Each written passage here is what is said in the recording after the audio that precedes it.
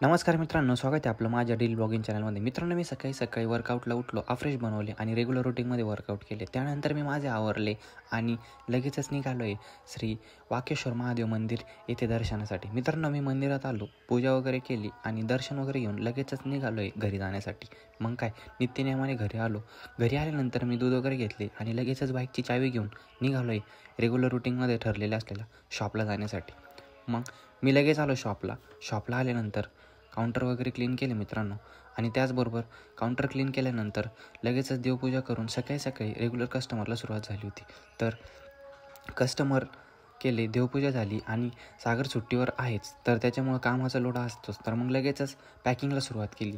सकाळी stock maintain करायचा होता, तर लगेचच सर्व स्टॉक मेंटेन केला मित्रांनो, आणि त्याचबरोबर रेग्युलर कस्टमर देखील चालूच होते. तर मग पप्पा पण काउंटरला आलेलेच होते. आम्ही दोघांनी लगेचच सर्व कस्टमर काढले आणि त्याचबरोबर काही रेग्युलर ऑर्डर होत्या त्या ऑर्डर पूर्ण केल्या. त्याचबरोबर थोड्याच वेळामध्ये सर्व ऑर्डर पूर्ण झाल्यानंतर रेग्युलर कस्टमर चालूच होते आणि थोड्या वेळामध्ये सर्व आवरले. त्याचबरोबर ऑर्डर झाल्यानंतर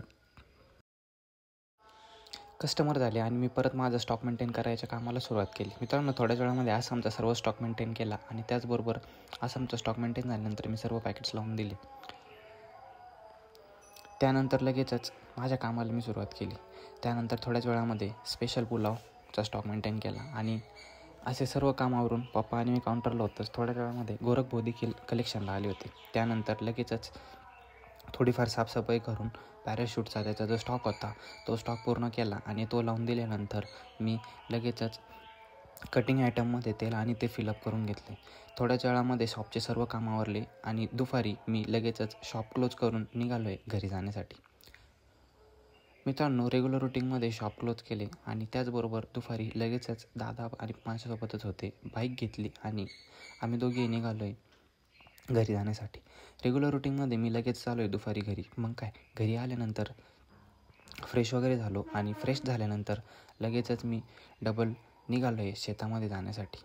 त्याचबरोबर दादा आणि मी लगेच निघालो शेताकडे जाण्यासाठी. मित्रांनो, आज मी आलो आहे शेतामध्ये चक्कर मारण्यासाठी. त्याचबरोबर तुम्ही बघू शकता की आता मक्का बऱ्यापैकी सेट झाली आहे. पाण्याची गरज असल्यामुळे पाऊस तर पडत नाही, तर मग आज मक्काला पाणी लावायचे होते. त्याचबरोबर शेतामध्ये चक्कर मारला दादा आणि मी. त्यानंतर शेतातून लगेच चक्कर मारून निघालो आहे घरी जाण्यासाठी. त्याचबरोबर मी आलो आहे गावामध्ये. मग त्यानंतर मी घरी आलो मित्रांनो. दुपारची वेळ होती. घरी आल्यानंतर थोडा वेळ आराम झाला आणि त्याचबरोबर 4 वाजता मी लगेच आलो शॉपला. पप्पा काउंटरला आलेलेच होते. त्याचबरोबर शॉपला आल्यानंतर लगेचच रेग्युलर कस्टमर चालूच होते. तर लगेचच ऑर्डर असल्यामुळे सर्व काम केले आणि त्याचबरोबर पप्पांनी सामान चेक करून लगेच बिल करून दिले.